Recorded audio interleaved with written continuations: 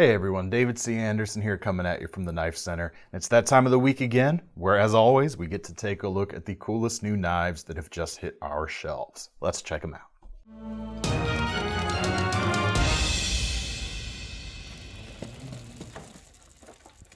All right, first up this week, you may have seen us talk to our friends, our friend Igor over there at MKM from Maniago, Italy, with their new Micro fixed blade, EDC fixed blade from Jesper Vaknaes, and they are in stock. They are shipping out to you folks now. A few different versions of this little guy available. You can get it in a skeletonized handle, so no material on the outside. Those come in at about $69, or just under $70, I should say. Bumping up to $85 for some micarta options, as well as G10. I think we've got a black G10, a green, and this natural micarta. And then just under $100 for a carbon fiber handle option as well. And on each of those handle options, you have these two different blade shapes as well. You've got this, well, drop point, but maybe you might want to call that a straight clip point. But anyway, the little drop pointy, clip pointy guy, and a modified sheep's foot. And there's some really nice lines on that drop clip, but I'm really liking this sheep's foot style in particular. M390 steel here, a little bit on the thicker side, but that's a good thing, especially when you get to the skeletonized version. You have a little more to hold on to, at the expense of a little bit of slicing capabilities, of course. But, and this is the strange thing, this is a small knife. I mean, the blade itself, just under 2 inches, but this handle shape is just, there's something about it. It's kind of been expertly designed, I would say. It's a Vox knife after all.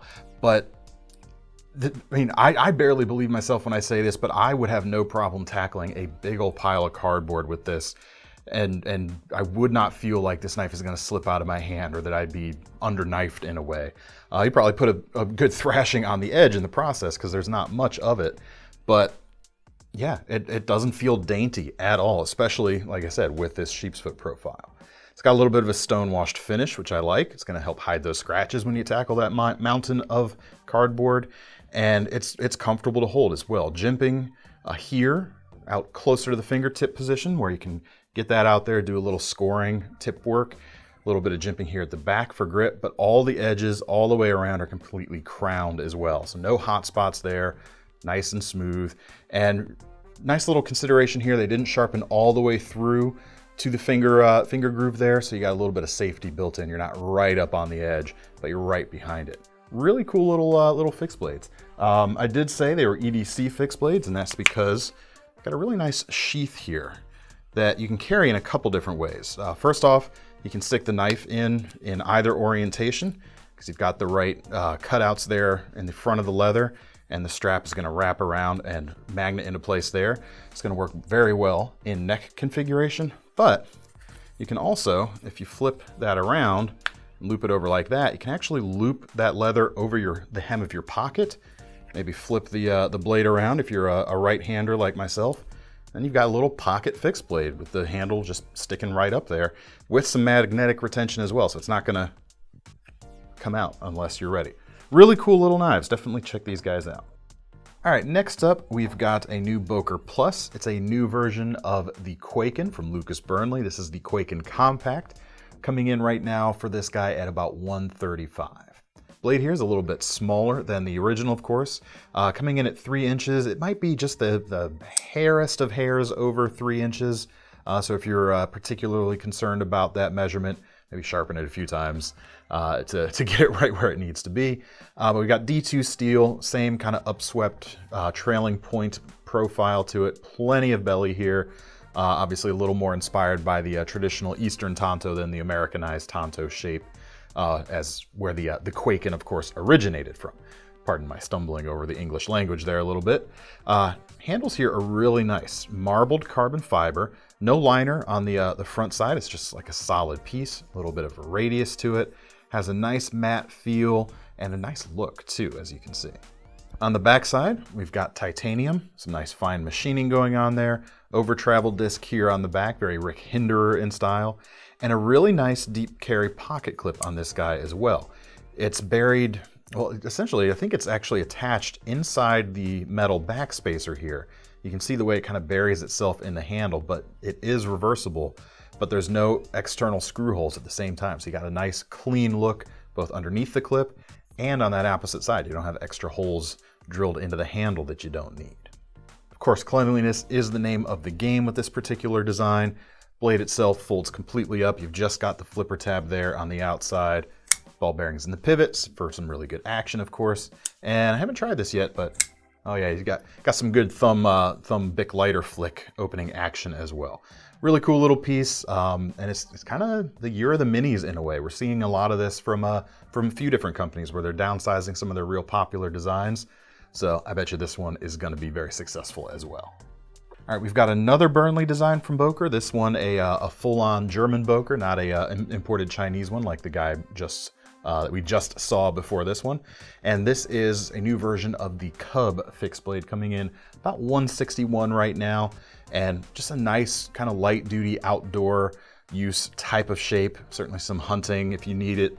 Not so much belly out here near the tip, but you have a nice continuous sweep to the edge.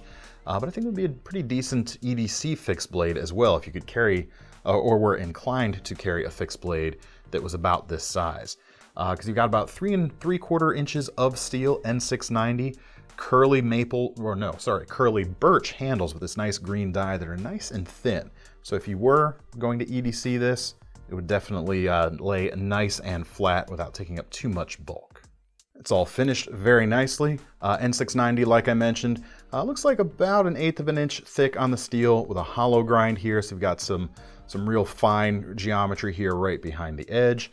Feels good in the hand, sits fairly flat, but it doesn't feel kind of chunky, or obviously doesn't feel very chunky, but I don't get any kind of sharp spots there.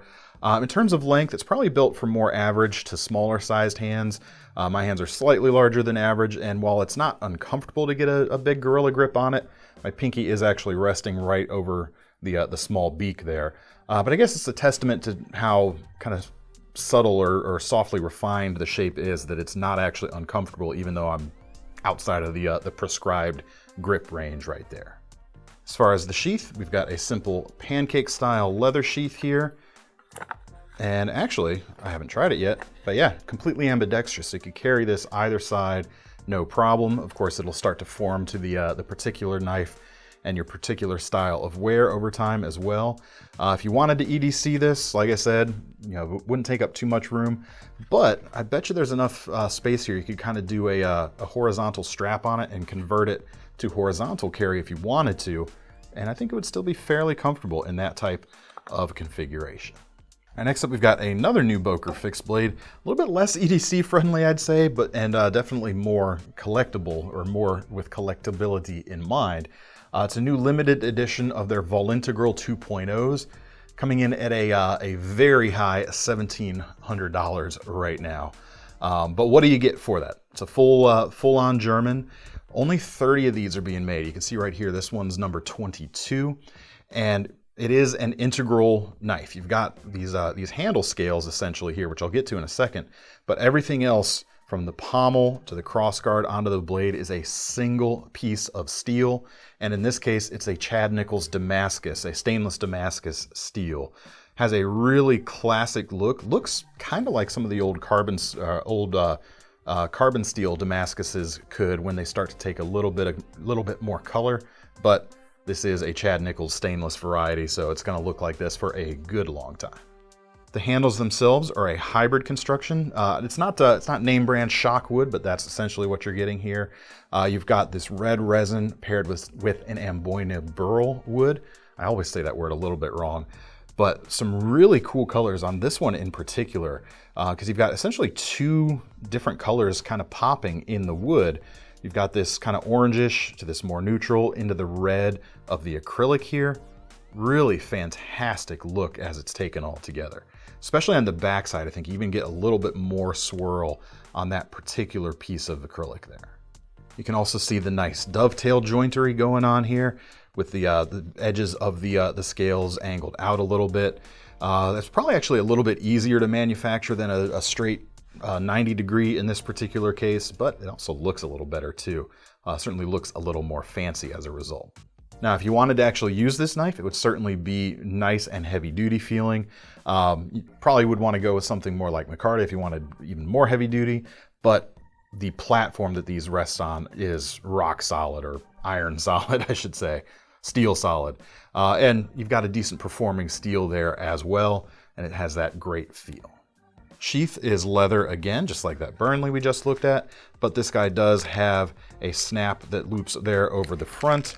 And what's really nice about that snap also is it's going to keep, well, of course, it's going to keep it in. That's what the snaps always do. Is that what they're for? That's what they're for, actually. Thomas is learning a little bit about knives. Yeah, it's a sorry, Thomas. It's a nice leather sheath. It's put together really well. It's got a nice crease here, almost like they've done a little bit of wet forming on it, at least on this section here down below. I don't know if that's actually what they did, but you get some nice retention as a result. Now, if you're still in on this design, but you can't spend this kind of money, but you still want to kind of experience one of these knives and actually use one, this series does start at about $300 for some standard wood standard wood handles with a simpler non-Damascus steel. So you can check those out as well. All right, next up is a restock, actually.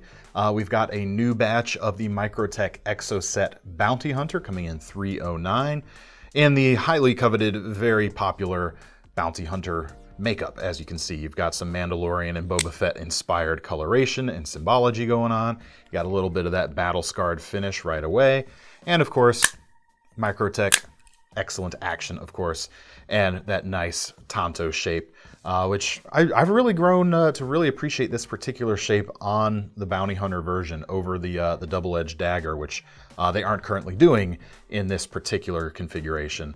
But yeah, I know a lot of folks didn't have a chance to catch this the last time we featured it on a video, so I won't spend too much time on it again, other than to let you know to head over to the website right now.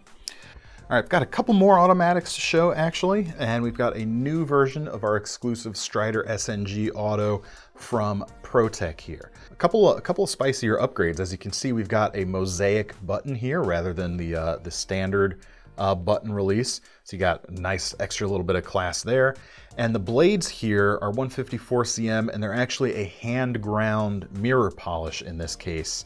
And even given all of that, for the American-made construction, the automatic, the aesthetic upgrades, orange and black micarta here on the front, not terribly priced actually, coming in just over $400 right now at this point in time.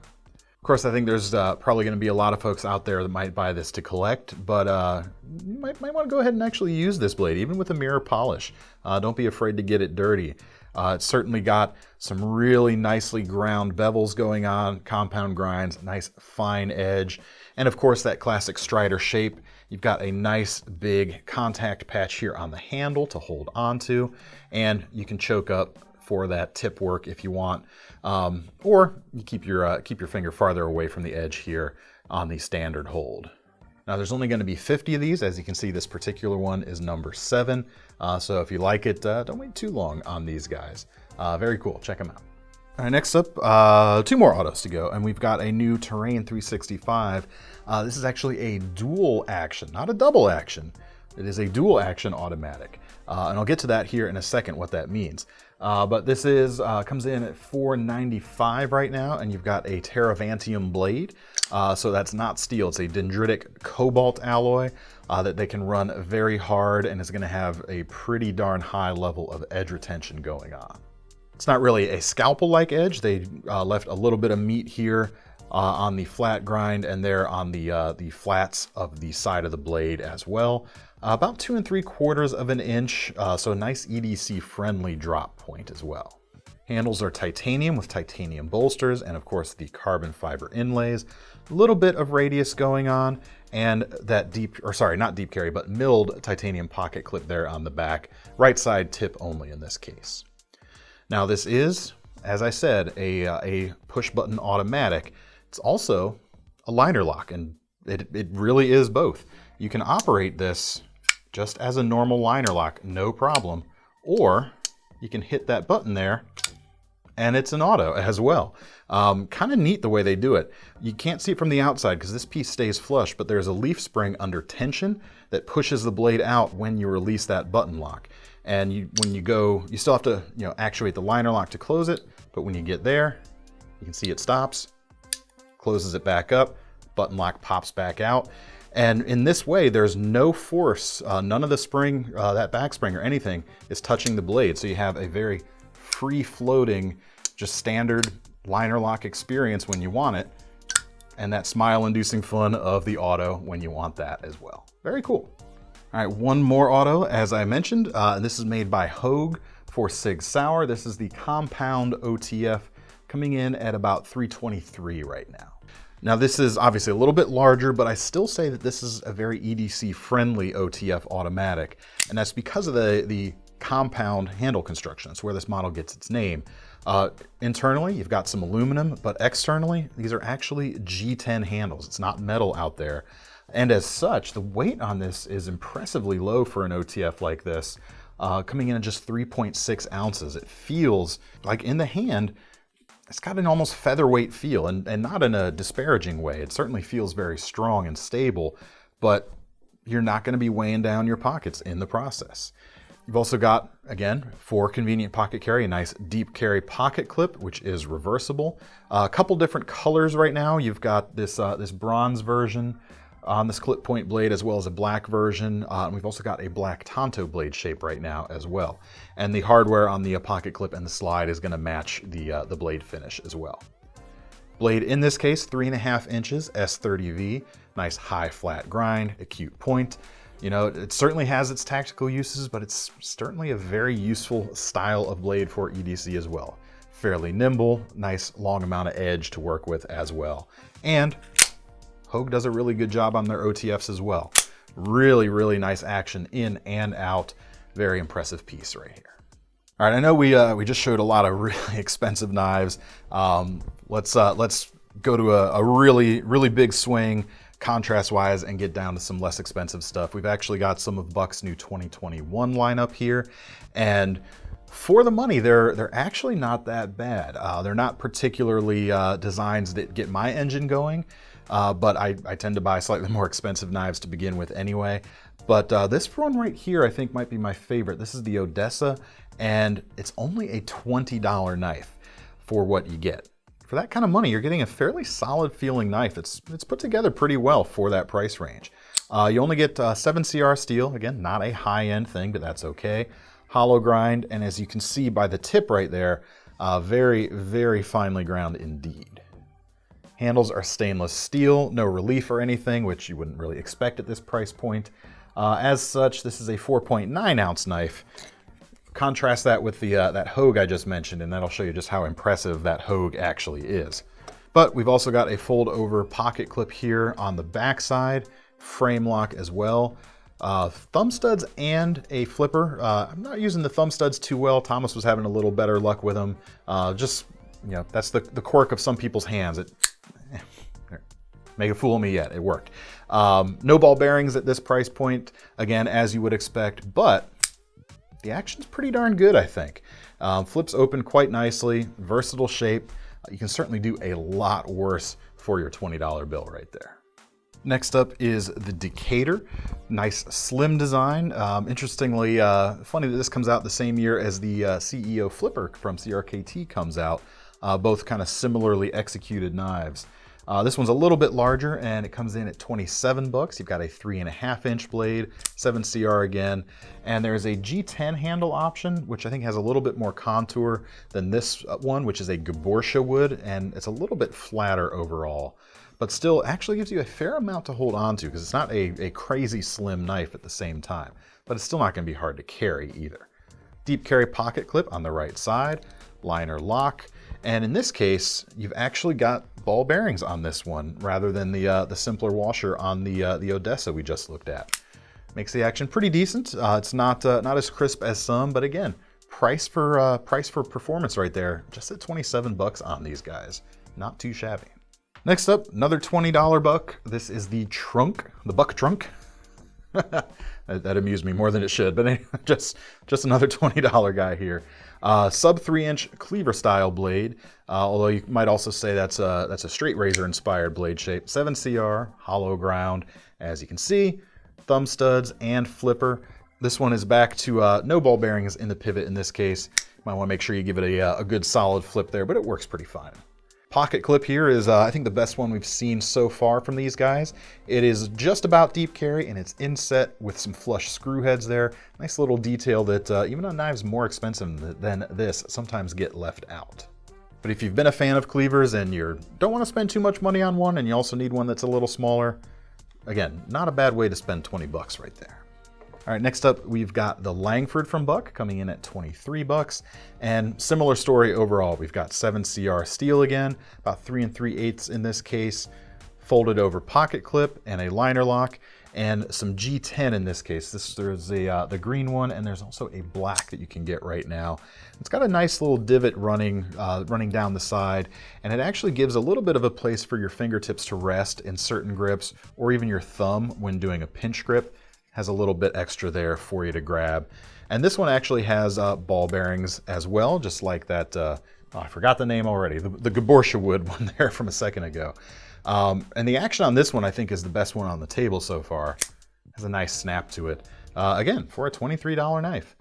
Pretty well executed action in that case. We've also got that nice longer blade like that Decatur. And a decent bit here to hold on to. I can fit all 4 of my fingers in the standard section of the handle here just fine. A little bit there to choke up on, maybe with a fingertip, and a fairly agile blade shape as well. Last but not least, we have got the Haxby, another ball bearing equipped flipper in this case. This guy comes in at 35 bucks. You've got a longer blade, still 7CR, but it's getting close to 4 inches in this case, and we've got a flat grind instead of a hollow here as well. So some folks are definitely going to appreciate that. You get a little bit of added strength with that added length as well. Handles are G10 with a carbon fiber overlay. Got an orange pivot collar on both sides, single position pocket clip, and the liner lock, and that ball bearing action as well. And yeah, not too bad really. I was initially a little bit not as excited as I might have otherwise been about these knives, but when you take price into account, I think they're actually fairly competitively priced again for what you're getting. All right, let's swing back to the high end again with some new Cheburkovs. This is the Toucan. Got a few of these coming in at $525 right now. We've got a titanium handle. This particular one has a sort of bronze finish going on, some nice milling, and a Damascus blade. This is not Damasteel actually. I thought it was at first, but it's actually a ZDI 1016, which I am utterly unfamiliar with, believe it or not. And a quick little bit of Googling did not reveal too much to me, other than there's a few Russian makers out there using it. But it's not a stainless as far as this particular one goes. But you do have a nice spear point profile going on with that full flat grind, fairly acute point, pretty much right along the center line, as a spear point title would suggest. I really like this particular shape for an EDC blade. But of course, these are going to cost you, I don't know if I mentioned the price yet or not, about $525 on these guys right now. The pivots look pretty cool too. You've kind of got sort of a river flow going through there rather than a typical screw head. Frame lock, over travel arrestor there, and interface on the lock bar mounted internally. We've got a single milled thumb stud there. It actually catches onto the flesh of my thumb quite well, while also feeling pretty darn comfortable, and you can get a nice good flick on that guy as you open it. Overall, a nicely executed piece, again, as you would expect from a Cheburkov. All right, next up, we've got a smaller yet more expensive Cheburkov with M390 steel. This is the Bulldog coming in at $490 with the plain titanium handles, but there's also a version with a Damascus blade and a Damascus bolster coming in at $750 if you want to spend a little bit more money. But the blade itself is about 2 3/8, so under 2.5 inches. M390, like I mentioned, it's got a nice fine stone-washed finish on it and that high flat grind. Should be a decent cutter for the types of cuts you'd be able to get with a smaller knife like this. But like that Fox or MKM Mikro from earlier, although sized up a bit, still a fairly good handhold here to grab onto. I've got 3 fingers, but I'm really able to engage like my whole digit on each of those fingers and get a solid grip on the titanium there. It's got a nice shape for a 5th pocket blue jeans carry. Should sit nice and flat and fill up that type of pocket quite nicely. milled pocket clip here on the back, mounted internally in this case, so you don't have those extra screw holes here on the back. In fact, just on each side, it just looks like two hardware pieces. You've got the pivot on both sides, then there on the back you've got your over travel stop / steel interface, and just one other single screw there at the back spacer on the front side. Really, really nice and clean little flipper design. All right, next up we've got a new mid-tech from Dervish knives. This is the Sheba flipper. And these guys come in at $425 right now. Definitely an impressive look going on.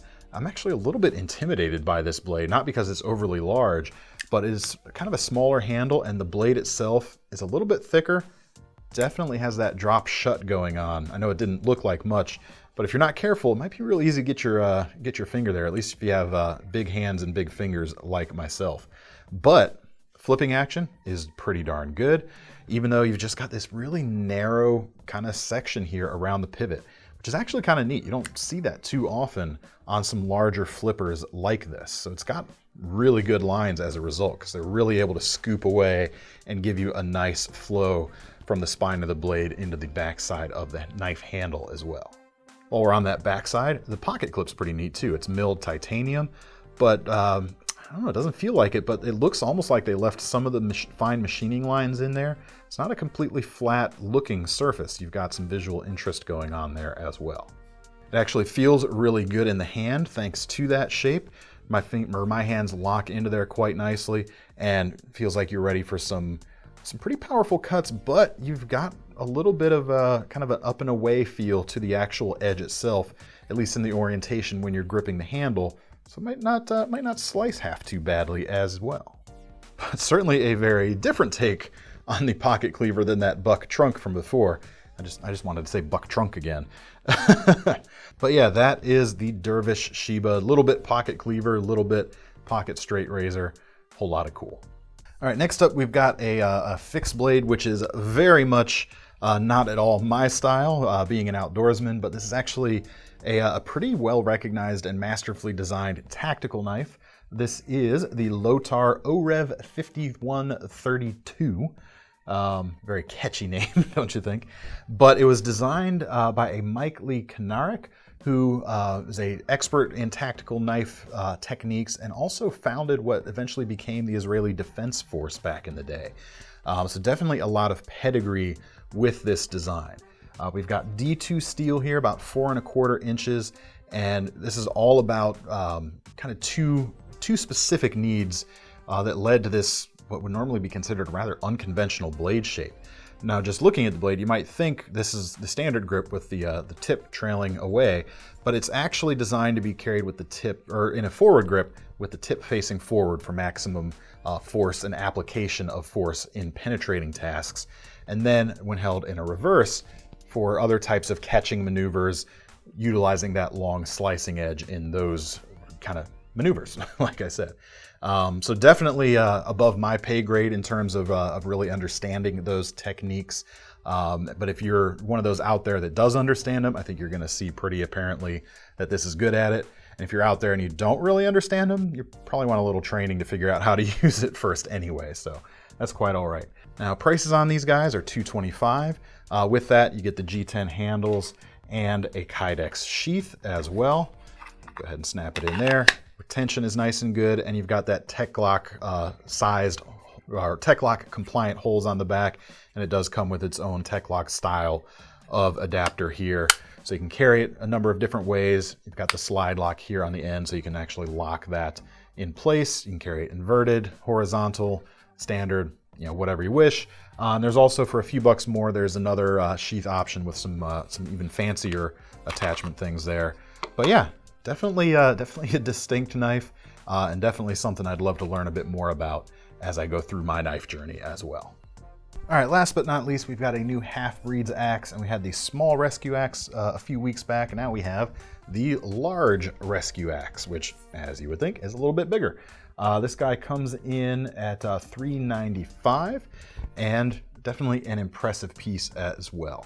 Now, the steel in this case is a Bowler K110, which is essentially a very highly controlled and finely processed form of D2. You can definitely always rely on that Austrian version. Just, yeah, highly precise, what can I say? And they pair that up with G10 handles. And like the small rescue axe, which had kind of 2 palm swells for 2 different handholds, this guy actually has 3 different positions. For maximum chopping power, hold it right back there near the end of the handle, get more momentum on your swing.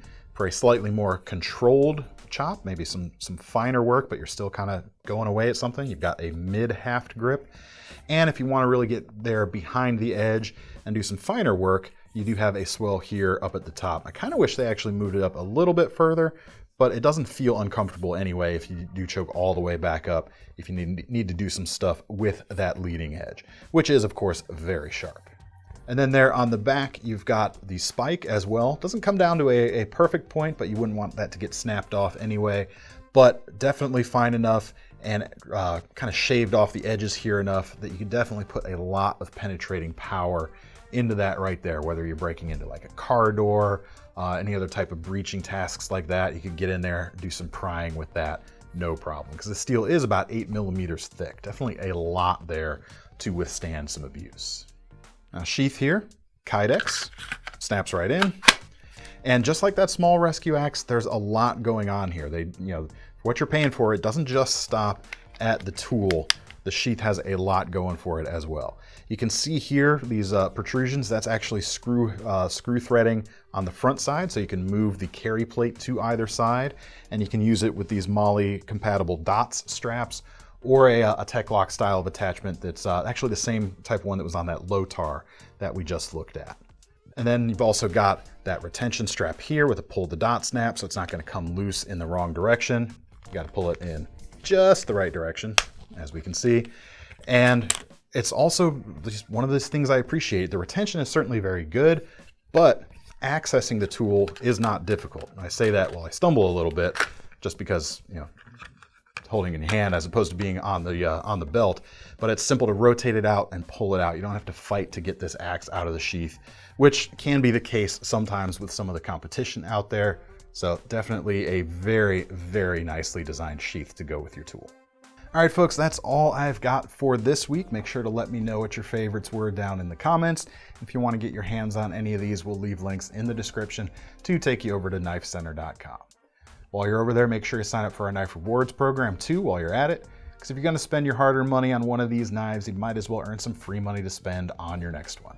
I'm David C. Anderson from the Knife Center signing off. See you next time.